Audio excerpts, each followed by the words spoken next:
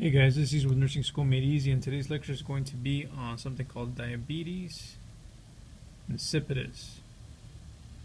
Now I'm going to try to simplify this as much as I can. I've tried to make this very detailed. It seems to just make things a little bit more complicated, so I'm just going to oversimplify it. Again, just give you the main points that you need to know for your NCLEX exam. So let's get right to it. Think about diabetes insipidus as well. Let's go back a little bit and let's focus on the major signs and symptoms of diabetes insipidus. In diabetes insipidus, you will be, or the patient will be, voiding large amounts of urine. Okay, a lot of urine. They'll be going to the bathroom constantly. So we're going to start off with a portion of our signs and symptoms. So number one, polyuria. Okay, just voiding constantly, multiple times. So they're going to be, again, peeing a lot. So make sure you understand that. Again, diabetes insipidus, you're going to be in the bathroom a lot. Again, polyuria. Now, that is the thing that we need to focus on. Polyuria, voiding constantly. Now, there are basically three different reasons why this is occurring. Number one, central or neurogenic diabetes insipidus. Okay, and then when you think about central or neurogenic, think brain. Okay, here we go with neuro or central nervous system. Neuro, think nerves again, think brain. Okay, number two, nephrogenic. So this could be nephrogenic in nature. Now your nephrons, you have nephrons in your kidneys. So in nephrogenic diabetes insipidus, your kidneys are what are being affected. And number three, which we will focus less on, is something called primary or psychogenic diabetes insipidus. And in this case, this type of diabetes insipidus is caused by a mental or psychiatric disorder. So we're going to focus on psycho or psychology, mental disorder. So those are your three different types of diabetes insipidus. And we just said that in diabetes insipidus, you're going to be peeing a lot, you're going to be voiding a lot. And the question is why? And it has something to do with antidiuretic hormone, or also known as vasopressin. Now, vasopressin prevents you from peeing, prevents you from voiding. Anytime you are about to, for example, undergo dehydration, maybe you've been working out a lot, running outside, sweating large amounts, well, your body's going to say, hey, you know, we need to conserve water, so stop peeing, stop voiding. So what your body will do, or what your kidneys will do, is they will conserve water. And so when you void, anytime you go pee, your urine will be concentrated. And the reason urine will be concentrated is because, again, your kidneys will retain water. They're going to keep water into your body to prevent you from becoming dehydrated. But again, the hormone that allows this to happen is the hormone vasopressin, otherwise known as antidiuretic hormone.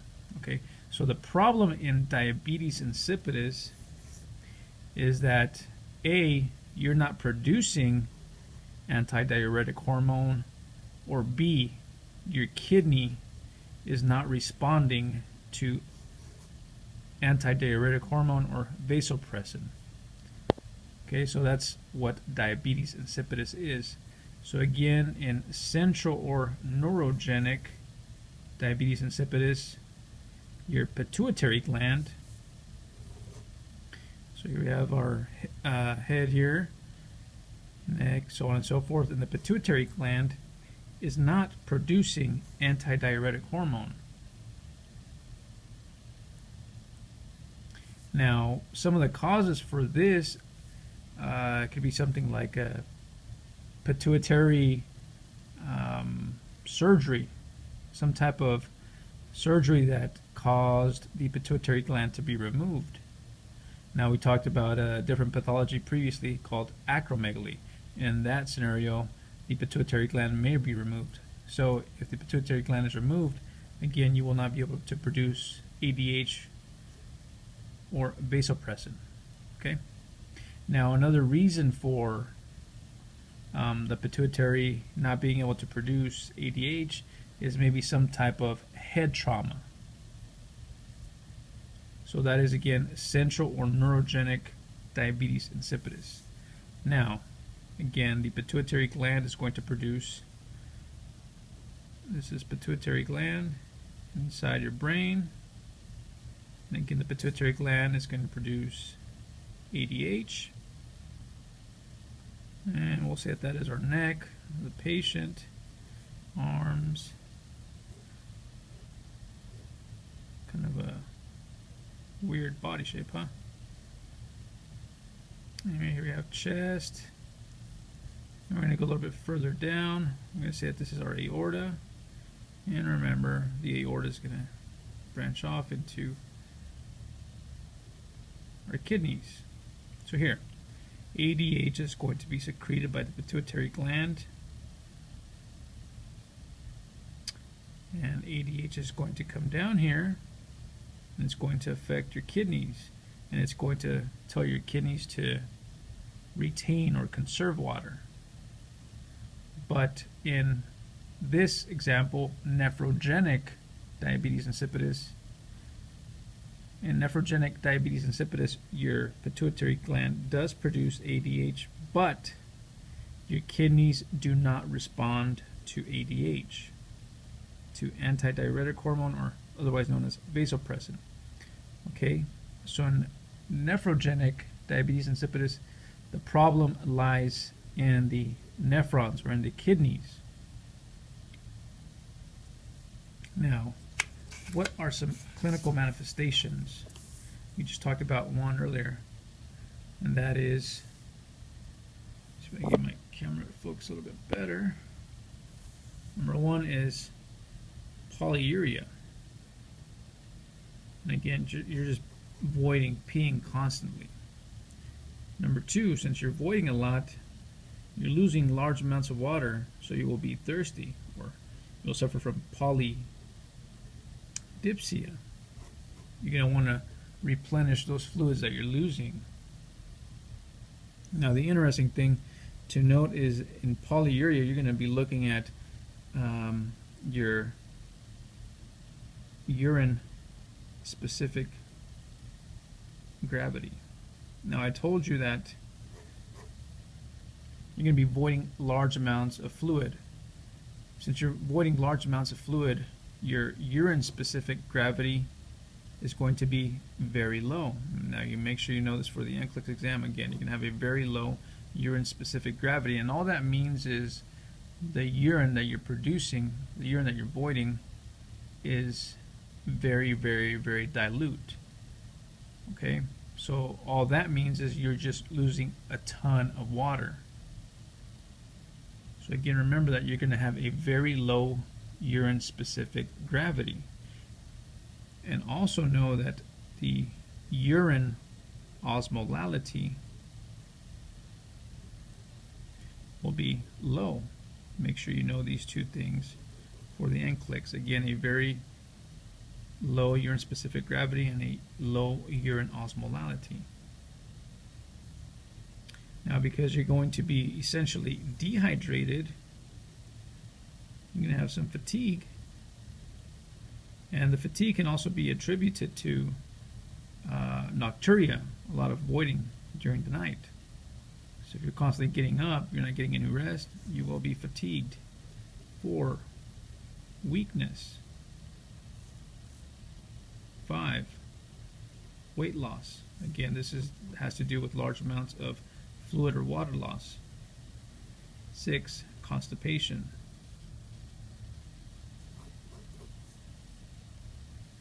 7, decreased skin turgor.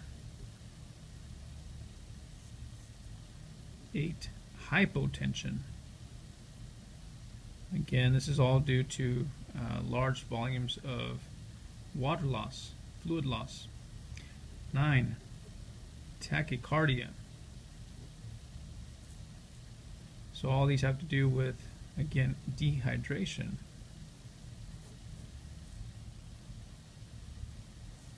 Now the concern becomes, or this becomes a medical emergency if you are unable to rehydrate, if the patient isn't drinking fluids, because again, you're having large amounts of fluid loss. Now, what will be some things they need to focus on as far as diagnostic studies? We just briefly talked about this. The diagnostic test for this is something called a water restriction test. I'm not going to get into the details, but what you need to know is, again, water will be restricted for several hours. Patient is going to continue to void, continue to pee large amounts of fluid. Okay, so they're going to be voiding constantly, and again, you're going to retain or hold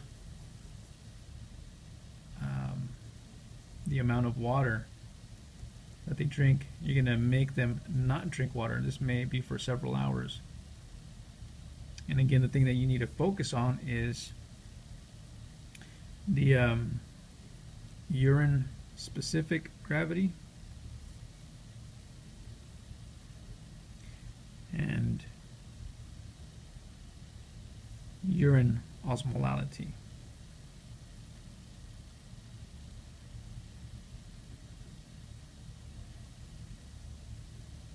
So you're going to check and see how much they're voiding, how much they're peeing. And then what you're going to do is you're going to give them something called desmopressin.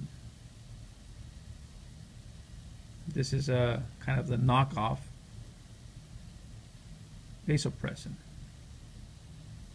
Okay, it is a synthetic form. And what will happen is, as soon as you give vasopressin, they should stop peeing.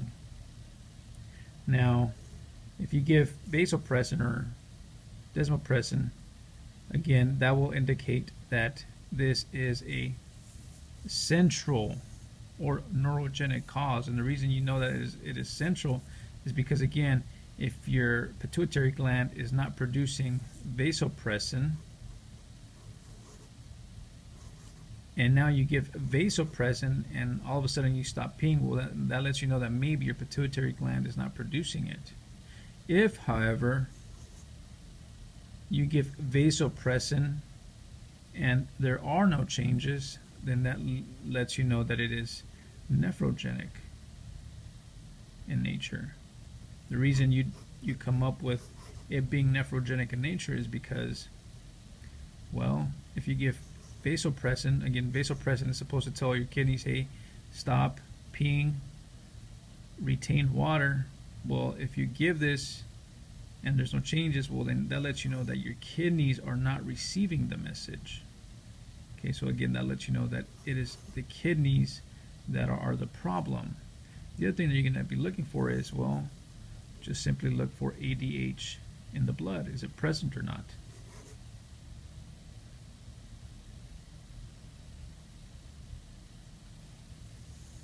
So make sure, again, that you know the water restriction test. That is what you will need to know for the NCLEX exam. Now, what are some interventions that you will do for your patient? You're going to rehydrate them, so you will begin IV fluids. You'll start an IV. Now, in this case, you will give hypotonic saline solutions. You may also give D5W, dextrose. Okay? If you give D5W, you're also going to have to monitor glucose levels. So you're going to have to do finger sticks. You will also monitor INO. You'll monitor the urine specific gravity.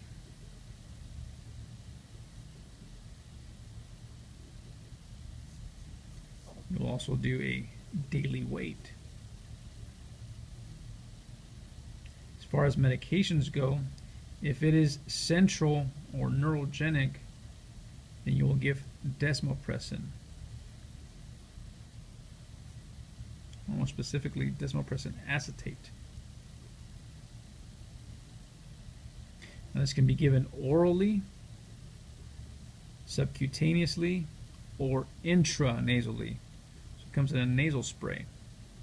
Make sure you know that for the nclex. Desmopressin. PO, sub-Q, or intranasally.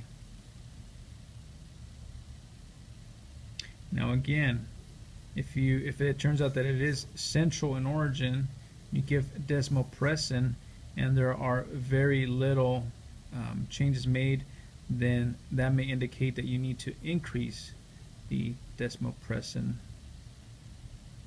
dose. So again, you're also, when you give this medication, you still have to continue to monitor the urine output. And again, you have to monitor the urine specific gravity.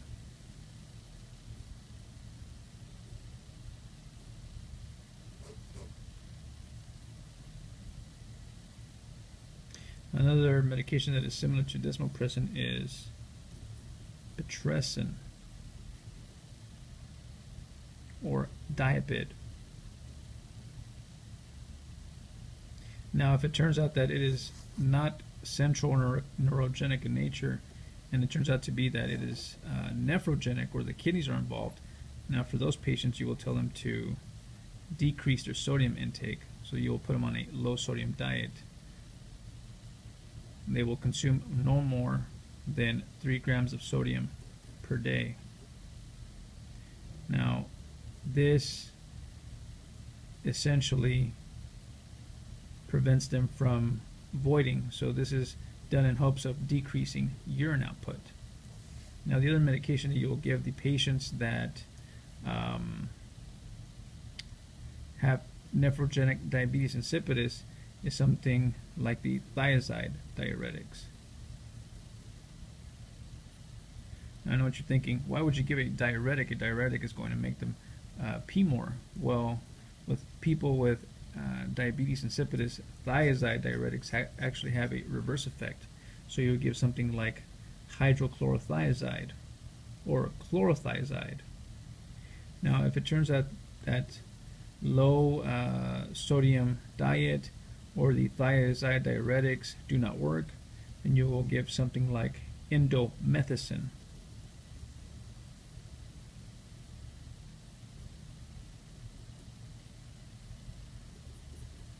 So make sure, again, you know your low sodium diet, thiazide diuretics like hydrochlorothiazide, chlorothiazide, and indomethacin. And again, these are specific for nephrogenic diabetes insipidus.